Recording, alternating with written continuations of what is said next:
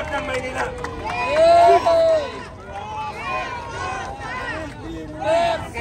Ano po yung nangyayari? Ito ho ang Manila is not for sale movement. Ito ay panawagan para sa pagpapaliwanag ng pagbebenta ng mga ari-arian ng Maynila. Sino mga nakinabang? Saan napunta ito? Sino ang mga nakabili? Dahil talagang pinagtakpan po ito. Bilyong-bilyong pera ng Manileño ang hindi napunta sa kanila at hindi na mapapakinabangan. At ang daming iilan ang nakinabang. Yung mga dating namuno, pinagbebenta lang ang pag-ari-arian ng mga Maynila na dapat ay pinakikinabangan ng ating mga vendors, ng ating mahihirap na kababayan na gamit sana na pabahay, gawing hospital, gawing eskwelahan, gawing mga palengke o livelihood centers para sa ating mga mamamayan. Pero ngayon baliktad, binenta ang Divisoria, binenta ang City College of Manila, mga paaralan, mga palengke na dapat pinakikinabangan ng mga vendors, ng mga mahihirap. Dati ang renta ho doon ay 20 pesos per square meter. Ngayon nasa 300 to 400 na. Yan po ang epekto ng komersyalisasyon. Pag binenta mo yan sa pribado, kailangan nilang kumita, kaya tumataas ang mga renta. Yung paaralan na dapat para sa mga kabataan natin, mas maraming graduate, binenta na naman. Mga palengke at kung ano-ano pa, mga lupa na hindi man lang dineklara na dapat sana ay maging pabahay para sa ating mga kababayan na wala pang bahay. Ito po ay panawagan dahil matagal na po itong pinagtataguan. Tinago ito sa mga taga Maynila, nalaman na lang natin, hindi man lang natin alam eksakto ilang bilyon ho ito. Maraming nagsasabi, mga kasamahan na nila nagsasabi na umabot na ito ng 65 billion pesos na hindi man lang napakinabangan ng mga Manileño. Yun po ang masakit. Tapos ang dinadahilan pa, para daw yan sa mga Manileño. Pero naramdaman nyo ba yun? Yeah! Ano nangyari sa atin? Sinong yumaman? Sila! Sila lang ang nakinabang. Sila ang yumaman. Pero yung mga mahihirap ay patuloy na humihirap. Ginawa tayong tulongges, tayong ginawang tulongges. Sila ho ang nakinabang, sobrang pera ito. Kailangan may managot, kailangan may magpaliwanag. Nasaan ang perang pinagbentahan? Nasaan ang bilyong-bilyon? Nasaan? Nasaan yung mga pinagbentahan? Ito ang pagbenta ay form ng corruption. Lalo na pag hindi ito transparent, hindi ito pinakita, hindi na dumaan sa tamang proseso. Kaya kailangan nating bawiin! Kailangan nating sagipin. Kung walang magmamahal sa minamahal nating lungsod, wala na hong mangyayari sa Maynila. Tanong na mga kababayan natin, ano daw ang epekto nito sa kanila? Panagutin dapat ang magnanakaw, pero ang epekto po nito, wala na tayo magagamit na pabahay sa mga susunod na henerasyon. Wala kang pagtatayuan ng mga pang-hospital, ng mga paaralan, walang pagkukuhanan ng pera. Napakadaming paraan paano i-develop ito na makikinabang sana ang taong bayan. Parte ito ng kasaysayan, parte ito ng storya ng Maynila. Heritage sites, binenta at wala daw silang pakialam kung ibenta pa. Ano na mangyayari sa atin pag wala ka ng ibenta? Ito ho ay precedent. Kung nagawa mo na ito, pwede mo itong ulit gawin ng gawin. Anong pipigil sa kanila para hindi ibenta muli ang ari-arian ng Maynila? Baka pati itong Kartilla pwede nang mabenta. Ang City Hall, ang Intramuros, ang Luneta, anong pipigil? Kaya kailangan ngayon simulan natin yung pagbubuka sa isip ng mga mamamayan. Importante ang ari-arian ng Maynila para sa Manileño.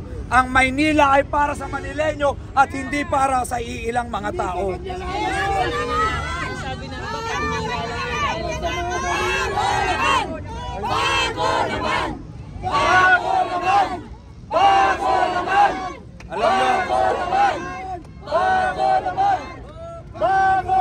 Alam nyo po, hindi ito pamumulitika. Ito ay Manila is not for sale. Wala tayong tinutukoy ng mga tao dito, wala sinisira. Sinasabi natin, sabihin at ipaliwanag at wag nang ituloy yung pagbebenta. Kasi nga pag ito ay tinuloy-tuloy, wala na kung mangyari sa minamahal natin lungsod. At may karapatan ang bawat Manileño na malaman saan napunta ang pera, sinong nakinabang, sinong mga nakabili.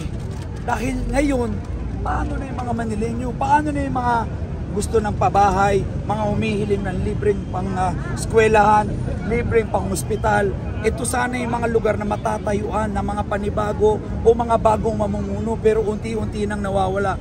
Wala akong politika rito. Panawagan nung ito para manawagan na Manila is not for sale. Mahalin natin ang lungsod para ito sa Manileño at para hindi ito para sa ilang namumuno lamang. Pag pinalad po manalo, may chance of Alam niyo po, nasa political will, nasa will yan ng namumuno. Balak nating bawiin ang ilan sa mga naibentang ari-arian ng Maynila. Aalamin natin kung dumaan ba yan sa tamang proseso. Kasi may karapatan ang bawat Manileñong mabawi ang talagang sa kanila. Ang pinakamasakit sa puso dito, ito yung mga taong namuno. Ito yung mga taong pinagkatiwalaan natin. Pero umabuso at talagang, sabi nga nila, halos ginahasa na ho ang Maynila. Talagang inabuso ang kapangyarihan, lahat ng pwedeng gawin sa mga ari-arian na tinuturing na treasure ng Maynila, tinuring ng iba na sa kanila. Tapos ngayon, sino ang magbabayad ng utang? Sino ang magsasuffer? Mga Manileño. Kaya kailangan mabuksan na ang isipan ng mga Manileño at mga tao. Hindi lang sa Maynila to pwede mangyari, pwede rin to mangyari sa ibang lungsod. Pero ang masakit dito, sa buong Metro Manila, nung pandemya, Maynila lang ang hindi lang binaon sa utang, kundi binenta ang bilyong-bilyong ari-arian. Mayor, ang posibleng isabihin dito, paninira, tapos hanapan ng resibo. Dito sa mga inisa-isa nating nasa likod ng mga t-shirt nito, na ibinenta ng dati at kasalukuyang namumuno. May resibo po ba tayo? Ito po. Marami. Nandito po ang mga resibo. Ito yung mga resolusyon ng pagbebenta nito mga resibo na to. Iilan lang po ito ha. Marami ito kung makikita mo sa likuran ko. Iilan lang yan sa mga ari-arian ng binenta. Pero maraming nakadeklara sa Commission on Audit na iba pang mga listahan ng ari-arian. Mga hindi sikat, mga deklarasyon lang ay mga lupa, parcel of lands, lots na binenta. Pero napakadami po yan. Lahat ng resolusyon ay nandirito. Resolusyon ng konseho, ng mayor, na mga nagbenta at nakinabang sa pagmamayari ng Maynila. Mayor, kasi ang unang umupo rito ay si Mayor Isko, si Mitrani Hanila. Saan mas maraming naibenta? Saan pamumuno? Kaninong pamumuno?